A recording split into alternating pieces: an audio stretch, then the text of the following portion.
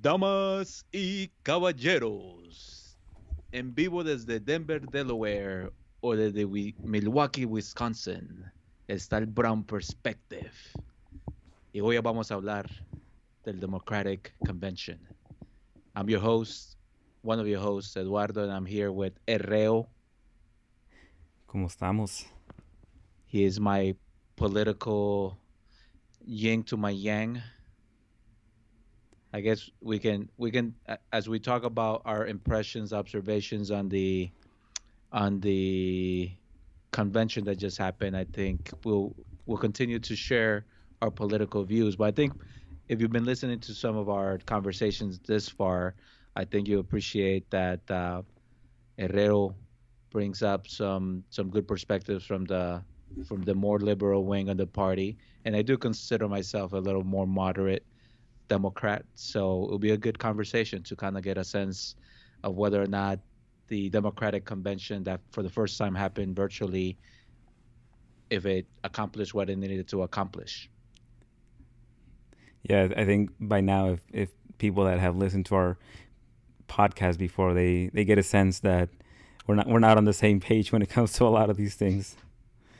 Today's Which episode is is going to be no different than that because I'm really curious to get your take on this Democratic National Convention, virtual Democratic National Convention, and what your take is on it, if, whether it's positive, negative, and then I think I'd like to discuss a little bit what the feedback is from the progressive wing of the Democratic Party, which they're not too happy about a lot of things.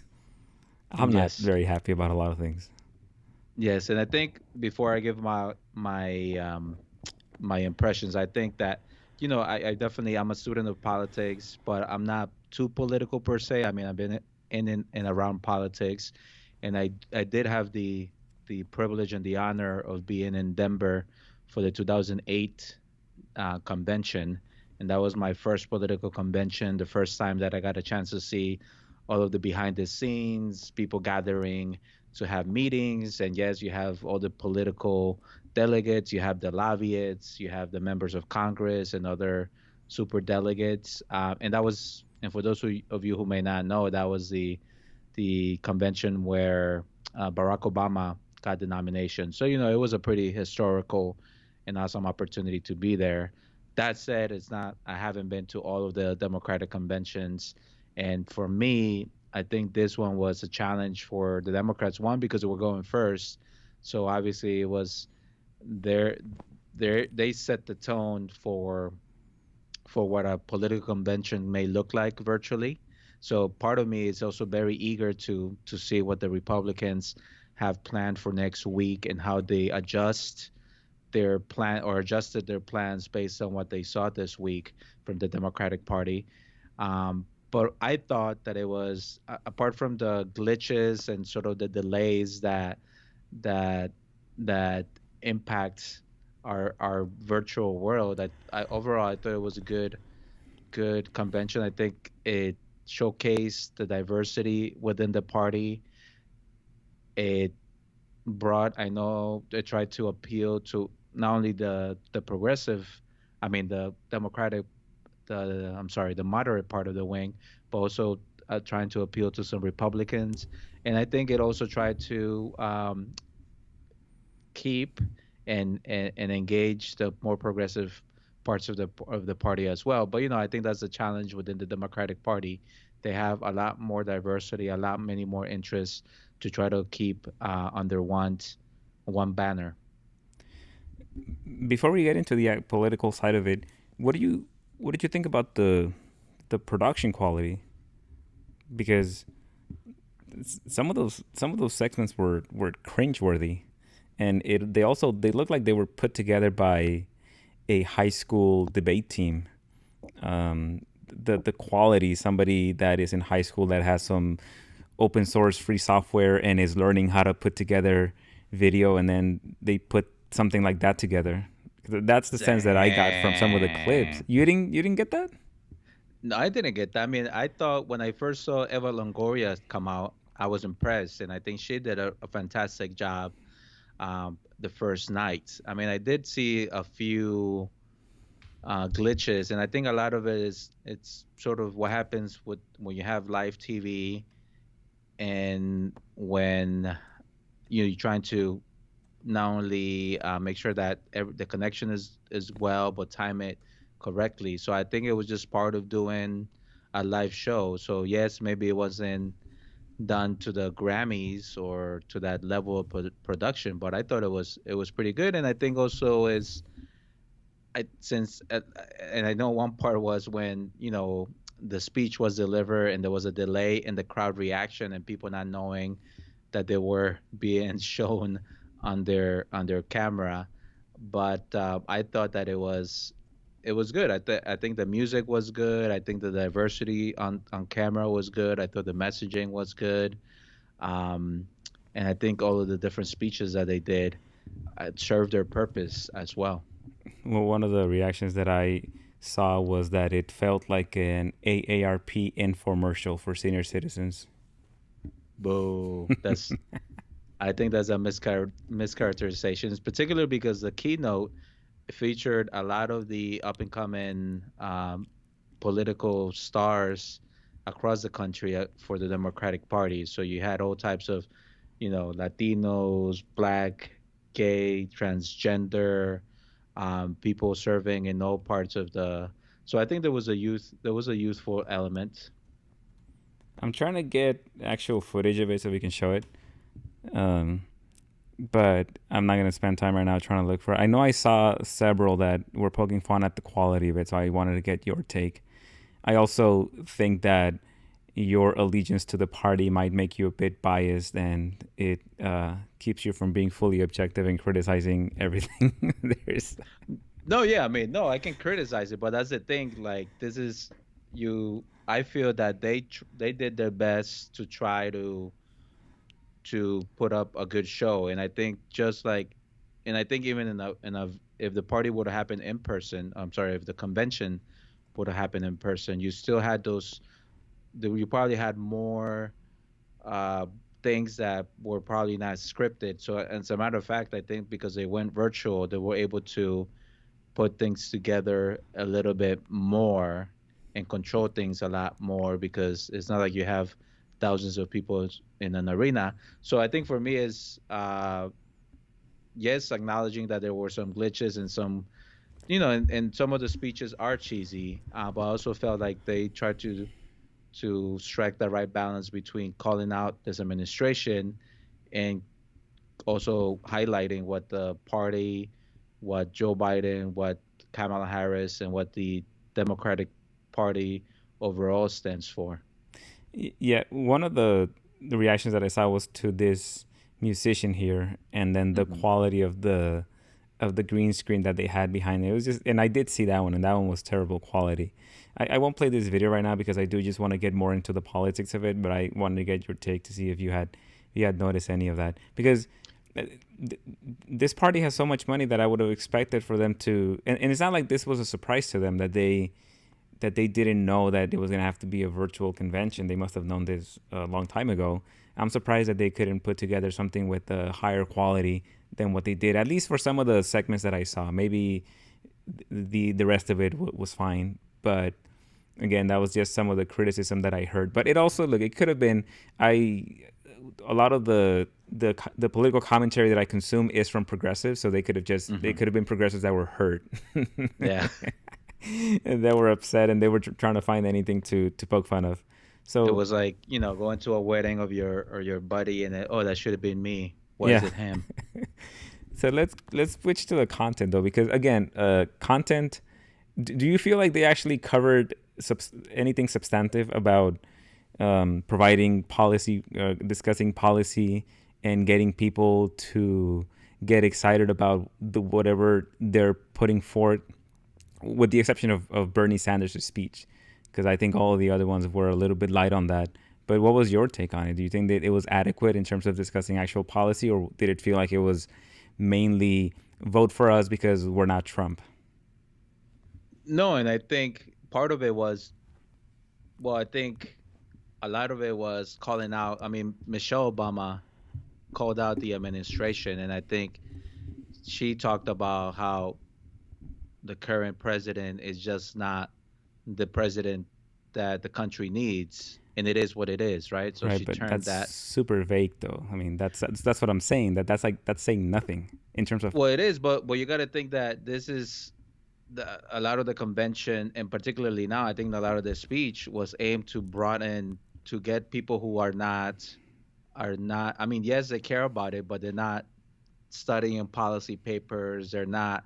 So I think you have to find that right balance of communicating the policy, but also not making it so wonky that people are not going to be entertained, because it is a show in some respects. And I think because it was a virtual, and so that's the thing. So if the Democrats would have gone too much into policy, then the criticism would have been, oh, it was too wonky, it was unrelatable, it didn't keep people entertained. And then if you sort of do a lot of entertaining and keep it very superficial, then obviously you open yourself to that criticism. So I think that anybody who wants to learn more about the party platform, and I think that's where a lot of the substantive political policy arguments are in. So that's the on the platform is where people can find more of that political and policy substance. But I think the whole convention, in this particular convention, it was about selling the Democrats, selling Joe Biden, selling the historic nature of the ticket, and also highlighting how messed up we are currently because of poor leadership. I think you're being way too generous. Perhaps. They didn't discuss anything. They didn't discuss any policy at all. It's exactly what you just said. They were just focused on elect us because we're not Trump, and that's the calculated strategy that they came up with. You know, if Sanders would have won the ticket, you don't think he would have been out there shouting about Medicare for all, his entire breakdown of the policies that he has that he would enact if he were president? He repeats that stuff all the time. The Democrats don't have anything to offer people, so that's why they didn't cover these things. I mean, I know what you're saying, that they chose to focus on personality and anti-Trump, but that doesn't mean that they just chose that because strategically that's what looks better. They also chose that because they're not interested in discussing actual policy, because they don't have anything to offer people, so they know they can't get them excited based on that. They Well, rather. they do have things to offer to people, but obviously that's still being developed. It's still being, yes, we want healthcare for all people, but there's disagreements as to how you go about it. Like, do you go Medicare for all, or do you take a different approach, right? So I think that those policy differences are still being worked out. And I think, but we know that the majority of the Democratic electorate decided that Joe Biden was the candidate that represented their policy stance to an extent, right? So I mean, I think he also bought, to your point. I think progressives did make a lot of inroads this time around, and in some respects, the party has moved to the right since Clinton, definitely since Obama. So I mean, not to the right, to the left. So I think that's just part of the ongoing process of evolution for the Democratic Party. I think we fundamentally disagree on on all of these things here. For example, you're saying that they do have policy around healthcare and all these other issues, but they just haven't fleshed it out yet.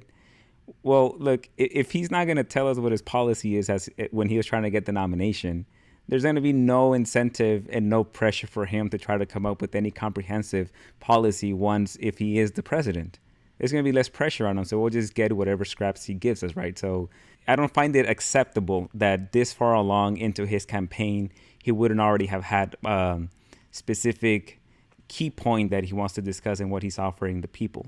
And also the statement that you made that the people chose Biden, technically that's not true either, because How so? because it's convenient to say that the people chose him in this instance without actually examining that when it comes to political choice, a lot of people vote based on what the media is feeding them. Hmm. And so, in a sense, there's no free will there. People are just going along with what gets repeated over and over in the mainstream media. and the mainstream media was largely pro Biden, and the entire establishment was pro Biden. And look at what Hmm. happened when the primary elections were tipped over in Biden's favor. Amy Klobuchar, Pete Buttigieg, and who else was it that dropped out of the race the night before the primaries in the South? And then Elizabeth Warren stayed in the ticket, so she took away votes from Bernie, right? So that was all an orchestrated move to channel the votes into Biden. I know that he is the presidential nominee for the Democrats, but I don't accept the premise that he is the one that people of free will chose. He is the one that has been given to the people. Well, yes and no. And I think so much of politics, whether it's a presidential race or a local race, and this probably happens a lot more at the local race, it's just a matter of who throws their name on the ring and who's better prepared and who has the more either the better political operation or constituencies that have them. So do you have the unions behind you? Do you have a particular industry behind you who can help you get your message and help you get your vote out? So I think to you it may feel not to you. I think I can see how for some it looks like, oh, this was all orchestrated, but I think the reality was that the Biden ticket was struggling. A lot of people were not excited about him. I think a lot of people weren't excited for the ticket before he jumped in the race, and and it seemed like no one was able to kind of build enough of a base to kind of go through the finish line. So I think that yes, people, Buttigieg, Amy Klobuchar, Cory Booker, all of those folks dropped out because they realized that they didn't have the support. People were not enthusiastic enough about their candidacy, And they all and they all decided to drop out the at the same time and endorse Joe Biden. yeah, because they realize that, and it is a political calculation. So, do I go through even if I don't have a chance to win, or do I ally myself? Because Cory Booker had the opportunity to ally himself with Bernie Sanders. He had Elizabeth Warren had the opportunity to ally herself with Bernie Sanders, But but that's they not. just But that's not true. understood. I mean, but that's what I'm saying. That's not entirely true though, because you're presenting it as a choice, but it's not really a choice because if they would have aligned themselves with Bernie Sanders, they would have been political outcasts. And why The, would they be political outcasts? because the entire Democratic wing doesn't want to go progressive. They don't want to go left. They want to stay where they are, and they want to stay middle of the road, attract Yeah, the because moderate conservative, attract the somewhat liberal, but then without really fighting for any of the working class, the things that affect working class people. And I'll give you a perfect example of why I tell you that this thing was orchestrated. Because look at what happened when the sexual assault allegations came up against Biden. So the media went mute on it. They discussed it for a little bit, but then nothing more to it. No investigation. Nobody stood behind the woman to say that they defended her. This is a candidate that has been protected along the way. This is a candidate that was fed to the people. So look, I understand that's how it is, but don't tell me that the people chose him, because that's not how things work. I mean, when it comes to these political candidates, they are presented to the people in such a way, and everything is orchestrated so that you make people like Bernie Sanders look like a socialist nut that has the idea of a utopia that's not practical. And then, I mean, the Republicans do it. They scare people into thinking that socialists are going to take everything from them. And the Democrats do it, but in a different way. But they also try to make it seem like these are fringe candidates that are not going to win. I bet you if Sanders would have had the nomination, there's he would have been able to get a lot more Republicans to vote for him than Joe Biden is going to, because Sanders would have actually tried to fight for things that are going to make a difference in their lives. But Joe Biden, all he's going to say is, "I'm not as bad as Trump. Trump is terrible. I'm not as bad. And look at me. I brought John Kasich, Colin Powell to the Democratic virtual Democratic National Convention. Look, we're able to reach across the aisle and bring all these like Republicans in, and so you should vote for us. So their whole strategy is we need to get as many Republican votes as possible to win. They're not saying we need to give people what's going to make a difference for them. We need to move the party and be more progressive because that'll also attract Republicans. They're saying let's just go and try to get Republicans by telling them that we're not Trump and that we're friends with some Republicans. You don't see that? Am I No, I mean, crazy here? That's not how you see it. well, it is, but that's because they taken the approach that they're going to be trying to take the middle of the road. And I mean, Hmm. there are a number of either conservative Democrats who probably voted for Trump, and some more liberal Republicans who probably voted for Trump, who are dissatisfied, who I guess 3 or 4 years later, they realize that Trump is not good for for the country and the policies that he's implementing. So I think that, like moderate people, that's like the middle class, right? So I don't think a lot of people have had a chance to really, well, I shouldn't say that. I think it's more about the some of the big changes and the big policies things that Bernie Sanders has proposed. Yeah, they sound great, and yes, they're doable, but you need other people, you need other interests, you need to be able to compromise and get people to little by little move towards you're going. I mean, But how many? that's the same strategy that Obama tried. Remember? And the Republicans did not go along with that at all. I mean, why do the Democrats keep trying to compromise with Republicans? And the Republicans don't give a shit about compromising Well, with. because it takes two. It takes, Right, unfortunately, it but takes you have another party two.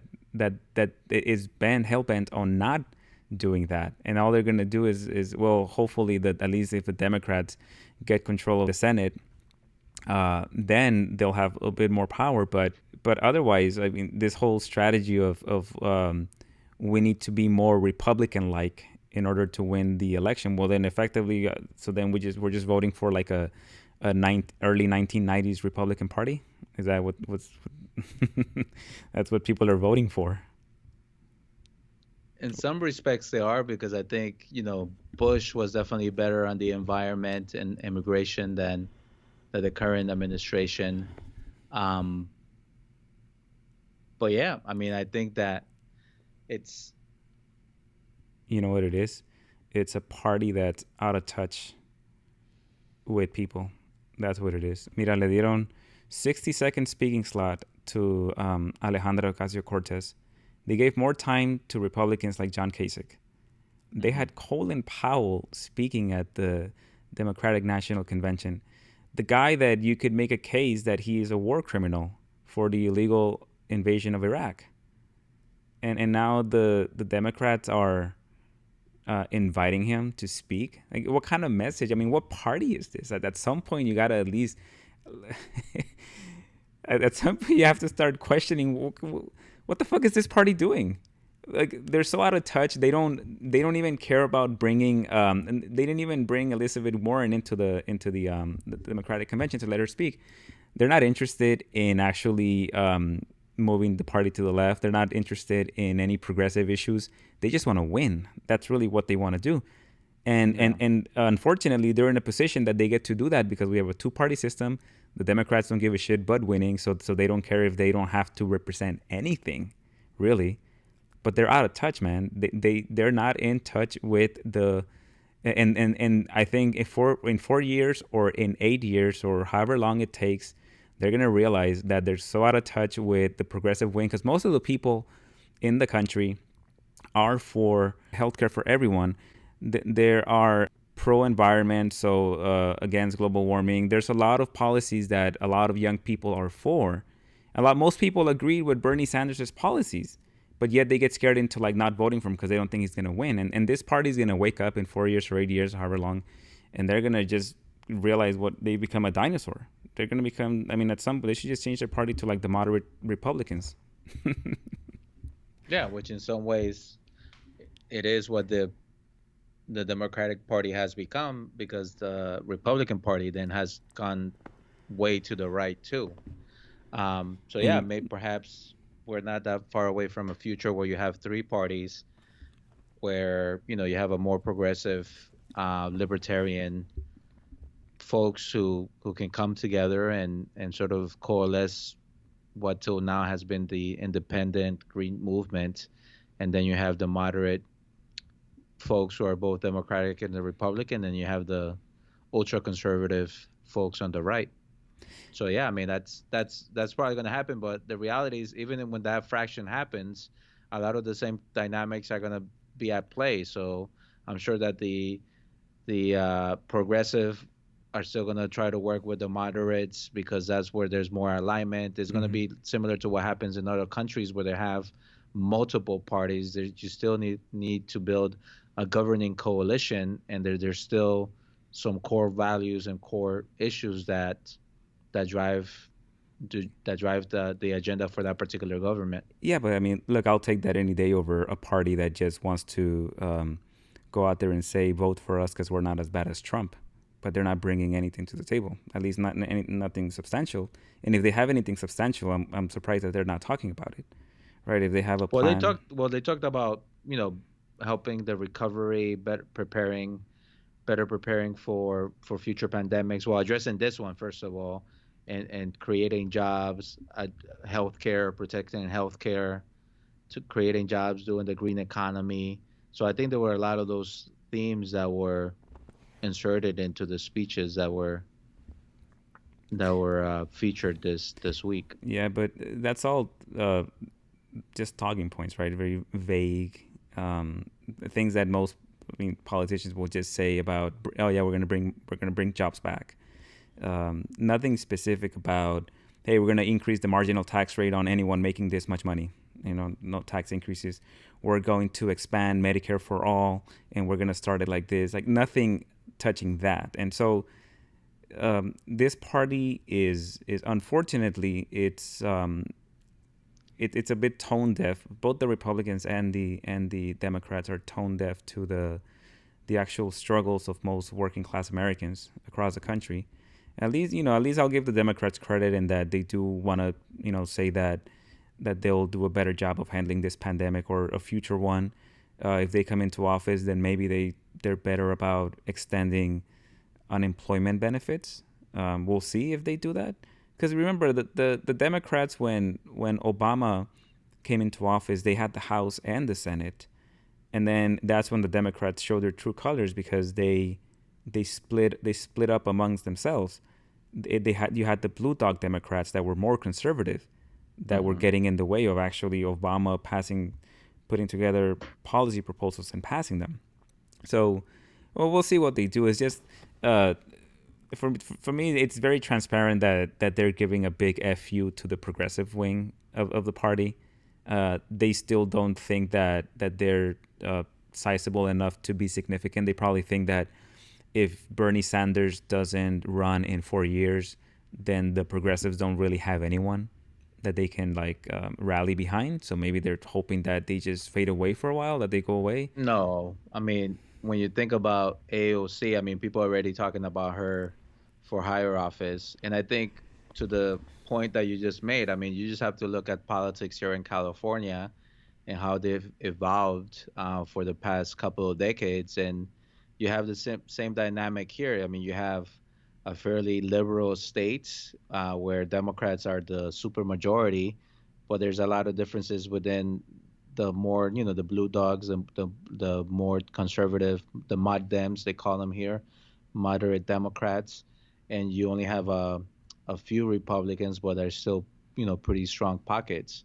So I think in some ways, the politics playing out in California now, and the issues that are playing out in California now, are the issues that the country as a whole is going to have to deal with pretty soon.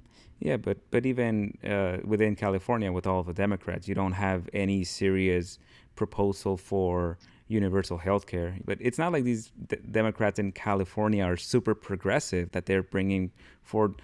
an example of policy that the rest of the nation should emulate. They're Democrats in by name, right? But again, that you get a lot of the policies that end up hurting a lot of people, even though we have a lot of Democrats in this, a majority of Democrats in California. Ocasio Cortez. Come on now, 60 seconds? You don't think they should have given her a bit more? They give more time to Kasich. Isn't he anti-abortion? Wasn't that what he that was his big thing? Yeah, I think that was a big criticisms that they had. And Colin Powell too, man. I mean, I'm big anti-war. I can't believe that they would do that too. But again, this isn't my party, so I'm not surprised. I'm surprised that people don't really seem to call him out on those things. Well, yeah, because now the more imminent threat is, you know, getting the current president out. So I think that is the focus of the party right now. So let me ask you this. So so you don't think that, and obviously it sounds like you do want to get the current president out, but you care more about how you win than by just simply winning. Is that what you're? Yeah, my concern is that the Democrats are in a place where they don't think that they have to offer anything substantial and that they can win just doing that.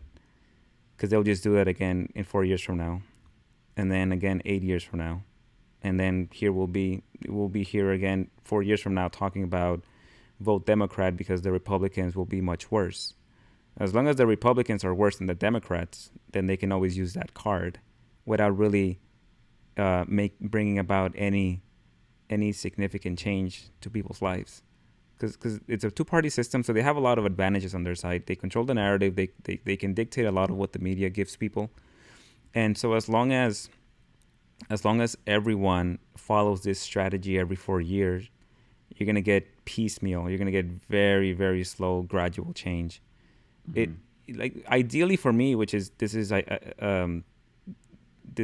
more of a hypothetical. It's not practical. This wouldn't happen.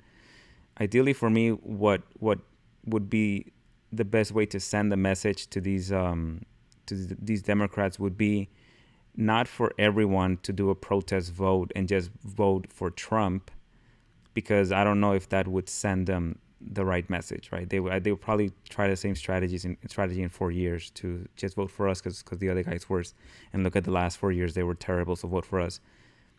It would be better if the Democrats did win, but barely.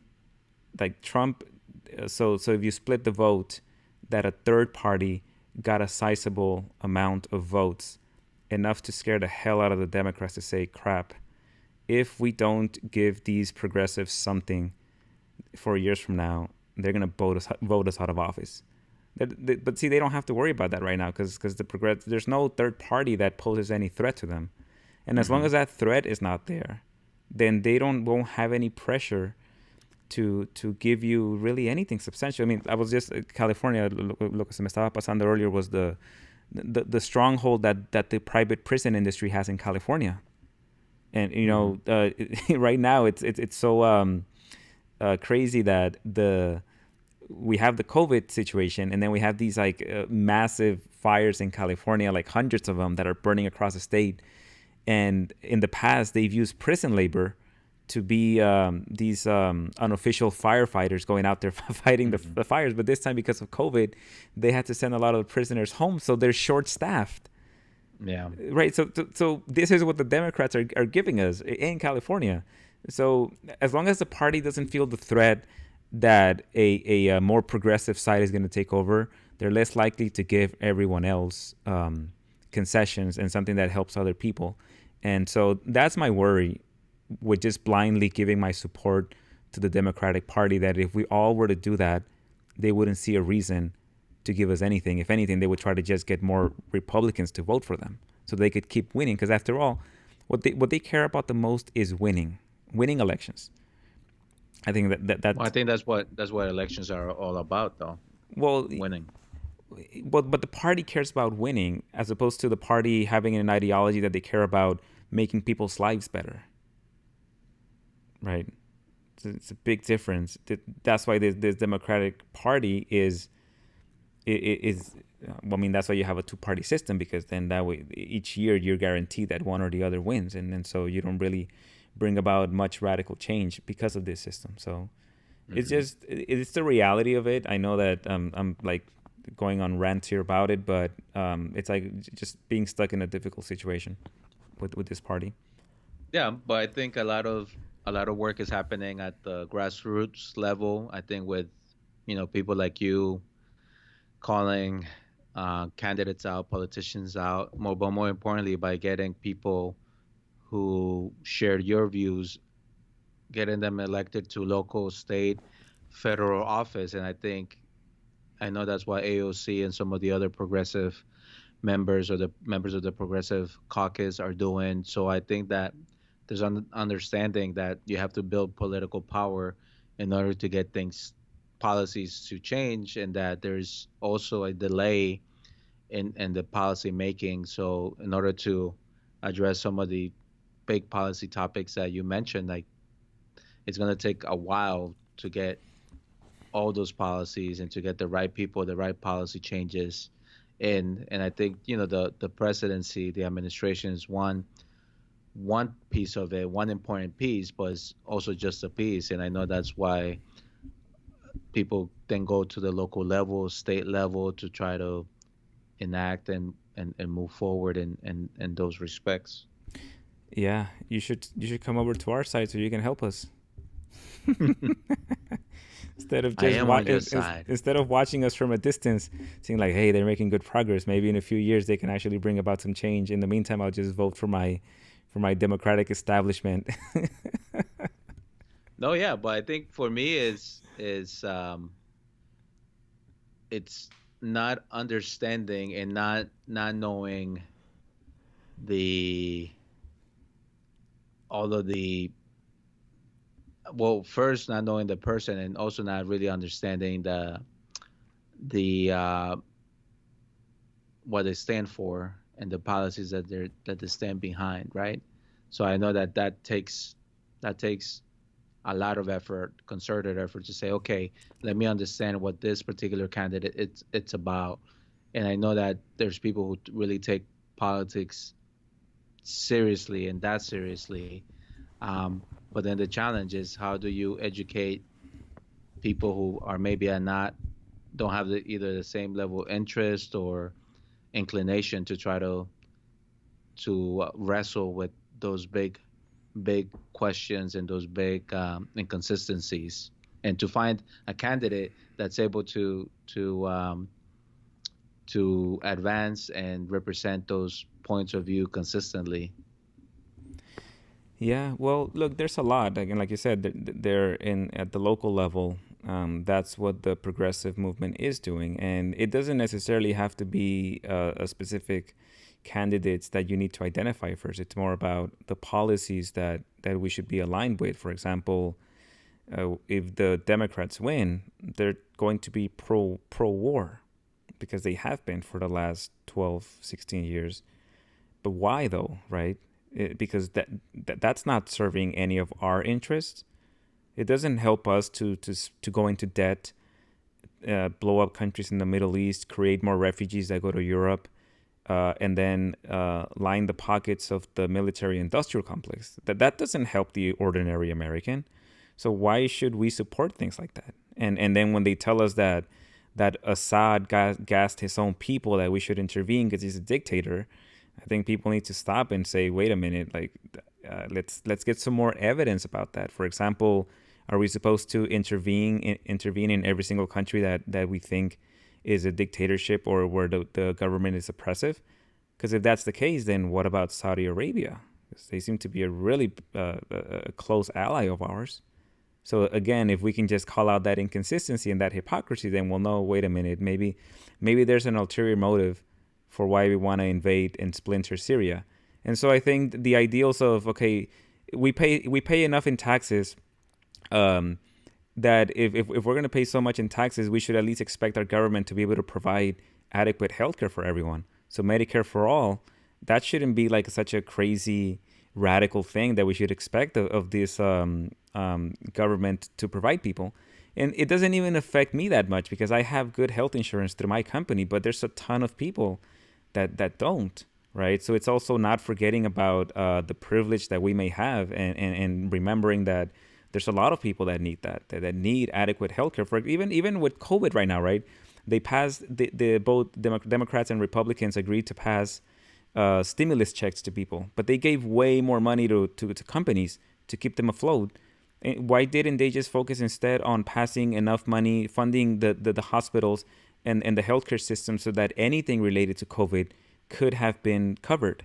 I mean, they can't even do a simple thing like that. And again, those are the ideals of the progressives that we're fighting for those things that make sense for the common person. And so again, it's frustrating that for me, it's frustrating that actually I don't even know if Biden's gonna win. I feel like the more that he makes an appearance and the more that he talks with Kamala Harris, the more the polls are gonna start narrowing. So we'll see. I mean, Trump really has to. He's already fucked up big time with this his response to the pandemic, but let's let's hope that people don't turn on Biden the more that he comes out and speaks, right? And he exposes himself for being out of touch, because then there could be a chance that he loses again. And then who are the Democrats going to blame this time if they lose again? Are they going to blame Russia? Or are they going to actually like look inward and blame themselves because they had nothing to offer people? I forgot what point I was making. Sorry, I think I went on a tangent. Now I can't. I don't know if I don't know what I was saying, so I'll leave it there. Well, you said a lot of interesting things. But no, you're right. I think the speech that Biden gave was, I think towards the end where he you can see the passion, the emotion. I think that he came through as a type of politician and leader that I think the country needs, and I think a lot of obviously most of the Democratic convention was about introducing him to those who may not know him as well. And I think yes, I mean he is a old white dude that comes from a blue collar or working background. So Joey, he in a lot of the convention was about how he can connect with the regular people, with the Amtrak conductors, with the everyday worker. So I think he does have that. He's embracing that identity as hey, I'm one of you, and I know what you're going through. I had a son that was in the military. I lost I lost my family. I benefited from having health care. I know how important it is. So I think that they're definitely trying to appeal to the empathy that he has.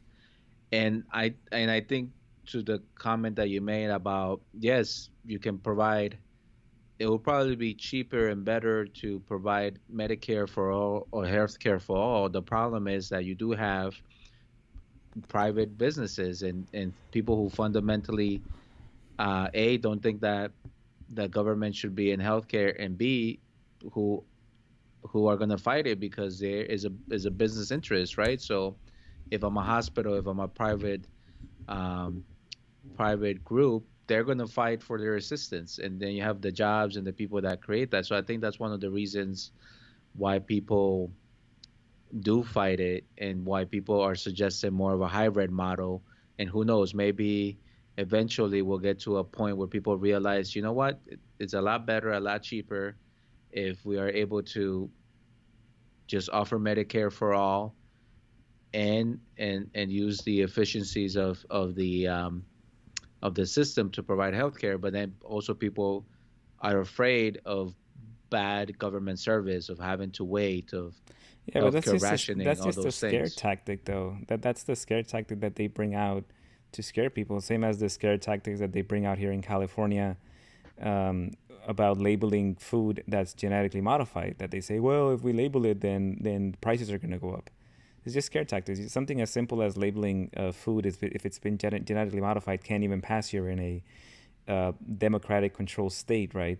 And I mean, look, I get the argument about private industry not being in favor of this, but of course, it's private industry. The same way that the military-industrial complex, it would not like it if the United States pulled out of Afghanistan and fully pulled out of Syria and Iraq, because they're going to lose revenue, they're going to lose jobs.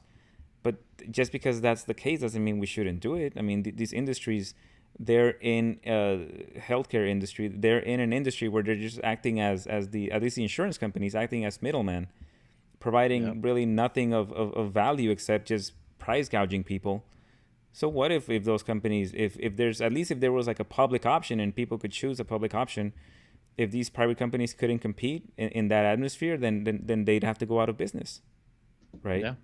Because look, a lot of the times what people will do is say, well, what you guys are proposing is pretty bad. What you guys are proposing is not doable. There's just not enough funding, or there's too many jobs are going to people are going to lose jobs. But they never talk about just how crappy the reality is of today. Like the fact that you could go bankrupt just because of medical expenses. And that's one of the main reasons why Americans go bankrupt, because of medical expenses. I mean, look, think about it. You work hard your whole life, and you think you're doing, pretty well, and and all of a sudden you have some condition, or you have a kid that has this condition, and because of that, with a year or 2 years of medical expenses, you go bankrupt. And just look, Google the number of people that go bankrupt as a result of medical expenses. It's insane here in the United States, and I don't think that should be happening. So for somebody to say, well, some of these companies might go out of business, or people are going to lose jobs, I was like, yeah, but look at how many people are going bankrupt because they can't pay medical bills.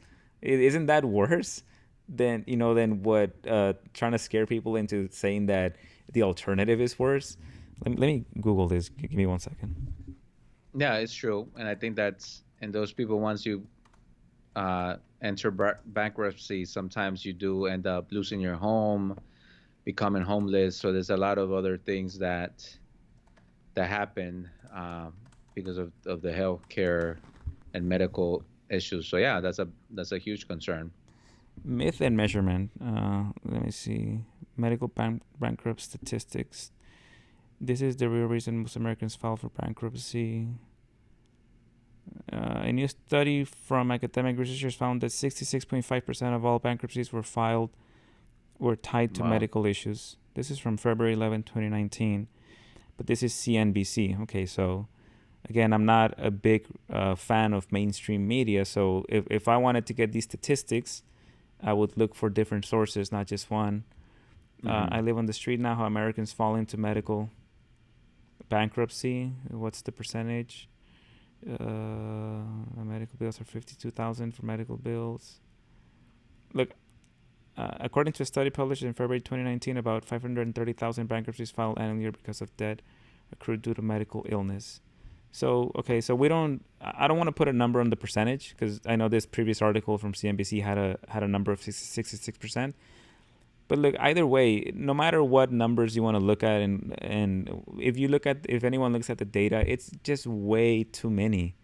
And this is Yeah. supposed to be the wealthiest country in the world. So, and again, bringing this back to the Democratic National Convention, they're not addressing that. They're not talking about those things. And all they do is they manage to convince people that there's bigger issues, like just getting Trump out of office, and somehow that will make things better. That'll just put us back to where we were with Obama, really, right? Maybe not, as because Biden is obviously not Obama, but That wouldn't be a that wouldn't be a bad place to be. yeah, I mean, yeah, considering that what Trump's done, it wouldn't. But again, some of these underlying issues are not going to be addressed, and that's really my concern. I'm not, I don't dislike these candidates for a personal reason. It's just that again, like all these things that are happening, people not having even, what's the statistic on people not having enough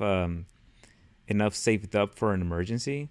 I think that number is crazy too. Like how many Americans don't Oh yeah. have even $1,000 or $2,000 in the bank in case of an emergency?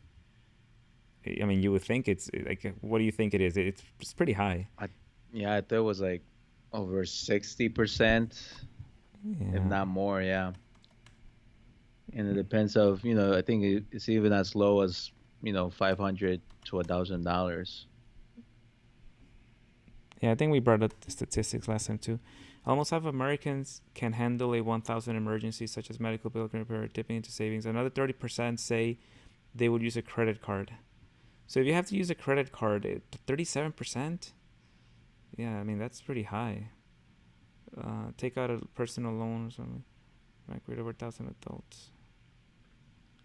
But And even that's the this problem is because then they have all that credit card debt. That's another 45%. industry.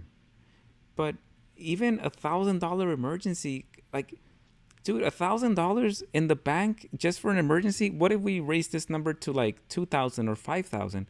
You mean to tell me most people can't cover, let's just say 5,000?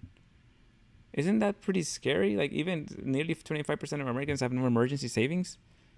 Well, yeah, which is what we're gonna see now with the pandemic because people haven't worked But in this was before months. the pandemic, also. Yeah, so that these numbers, I think, because of what's happening now, we're gonna get You, you the know what? true sense for what that is. You know what's happening is this country is becoming poor. The middle class is vanishing, and just people are becoming poorer and poorer, and that's not a good trend. And so It's not. I think long term it'd be good if we try to reverse this trend. And so again, I think I started going down this path just because we're talking about the trying to fight for progressive values, and so these are I wanted to cover some of the things that I feel is what the progressives are trying to achieve, and the Democrats are more of like at this point a corporate party. So they represent big interests. They represent big business, pharmaceutical industry, and prison. Wasn't what was it? But Hillary had close ties to the private prison system. They donated a ton of money to her. I haven't looked into Joe Biden to see if he gets a lot of money from them as well, but I wouldn't be surprised that that's not covered, even if that's the case. Well, coming from Delaware, he probably has a lot of contributions from the financial industry. Yeah, Well, to me, it's just amazing when you think about it, like all of the interests and all of the things at play that drive policy, that drive governing at the state, well, at the local, state, and federal level. And and you can see how people take advantage of that complexity to, to get their little piece of the pie. yeah. So switching the topic just a bit, how confident do you feel that the Democrats are going to be able to pull this off? Oh man, that's a tough question. What Um, was what were the polls showing with Hillary Clinton? Because I pulled up a poll here for Joe Biden, and it's saying he has a 9 point lead among likely voters. Isn't that close to what Hillary had? I think so. I don't recall. So that's one of the problems, and I know in some battleground states, I think that the difference is within the margin of error. So, I'm somewhat optimistic, and again, we have an electorate that has been more mobilized because of the pandemic, but more importantly because of the social, economic, racial uprisings. But obviously, who's going to vote, and are people going to be able to vote? Um, and when you're, dealing with a medical emergency, or when you're dealing with losing your home, your job, like how much of a priority is voting for you? So Yeah, they have that problem. So they have so there's three groups that I'm thinking about. The disillusioned progressives that are not going to vote for Biden. They'll vote third party, or maybe a percentage of those will do a protest vote and vote Trump. And then there's the not the those are the progressives that would be plugged in, that actually mm, vote. And then there's the combination of both liberals and progressives that are just not going to vote because they're young and they don't vote. Maybe they just didn't get excited enough to come out and vote. And then there's also the Republicans. How many Republicans are they going to be able, moderate Republicans, are they going to be able to get to vote Democrat? And uh, uh, I think really the biggest risk is really low voter turnout, right? Because I don't know what's more significant, that more people come out to vote of the liberal and progressive that are going to vote for Biden, or that they convert more moderate Republicans. because they seem to be focusing a lot more on converting moderate Republicans, just based on what I saw from the convention. Yeah, I think it depends who you ask, but I think the benefit of converting somebody who has already voted is that if you convert somebody who you know votes, then that's more of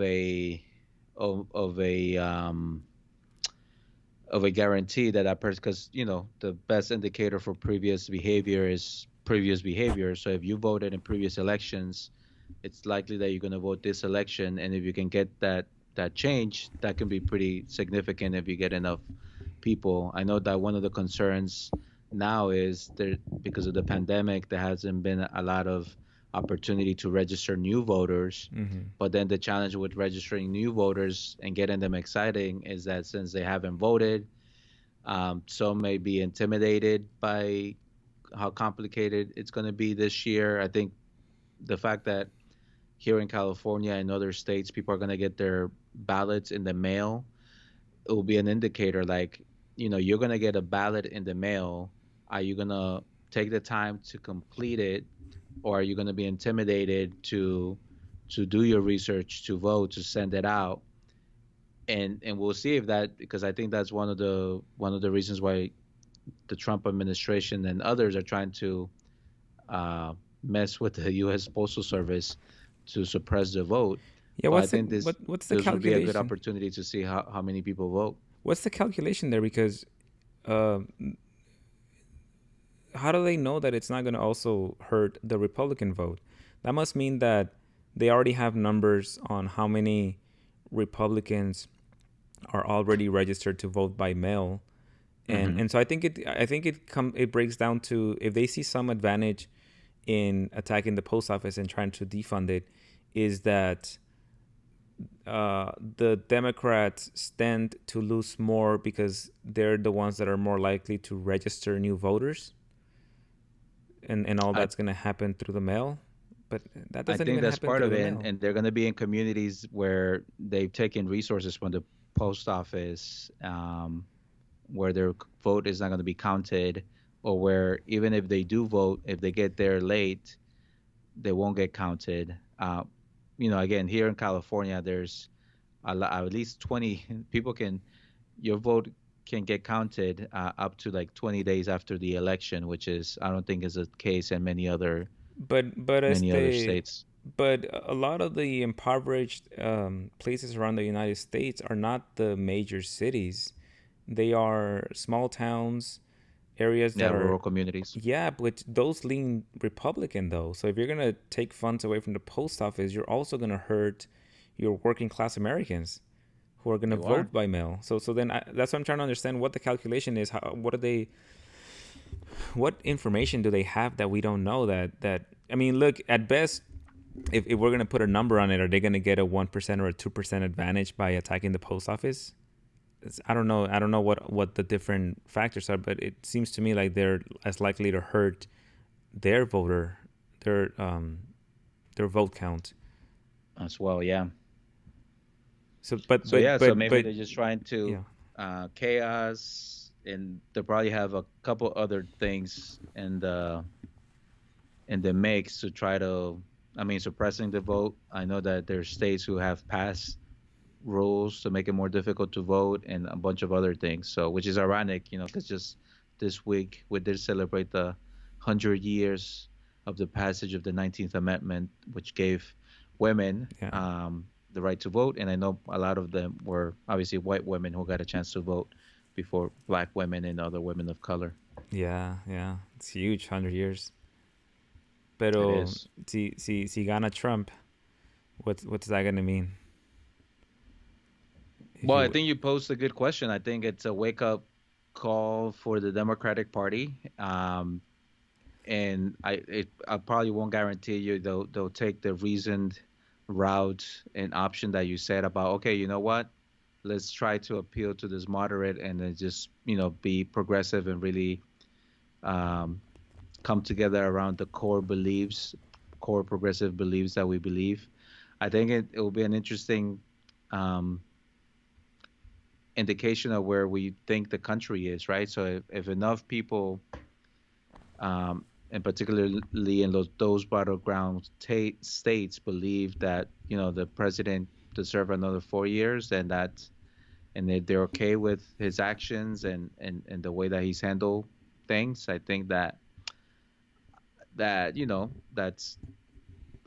would be a sad, disappointing outcome. But I think, and this is going back to the convention, I think that that's one of the reasons why the speech that Obama gave was so concerning, because I think he really said it was an attack of an attack on the democracy, right? So this is about protecting our democratic system, and I think, just like we were talking earlier, I think that if if Trump gets another 4 years, there'll be more dismantling of the institutions, of the policies, of the regulators.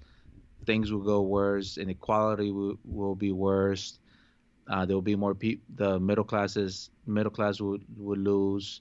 There will be more upheaval, and I think that that would just take us towards a path of chaos and reckoning, which I know some people want because they see that as an opportunity to um, to sort of tear the system down and come up with something new. What I wanted to say regarding the strategy is, this is the strategy that Hillary Clinton tried 4 years ago, because even Chuck Schumer said 4 years ago before the election, we're losing one vote with the Democrats because we're not giving them anything that they can vote for. But we're going to get two Republicans because they're going to vote for us because we're trying to get the Republican vote. And so they're trying Hmm. the same strategy again. And see, I don't know what's going to happen if that doesn't work again. But maybe, I don't know if anything's going to change, because nothing changed from 4 years ago, because that seems like they're trying the same exact strategy that Hillary Clinton tried. I do know that 4 years ago they tried to blame Russia for the loss. And then they even, like online, everyone was also trying to blame some of the progressives. I don't know if they're all blame the progressives again, if Biden loses, or I don't know if they'll just make something up again. Maybe this time it'll be North Korea that hacked us instead of Russia, or maybe even China. I don't know, but it's not going to be good if the Democrats don't win, because they really are bringing this on themselves. They're trying a strategy that's already been proven to fail. And look, Trump was already a celebrity president 4 years ago. He had no experience, no knowledge of politics, nothing.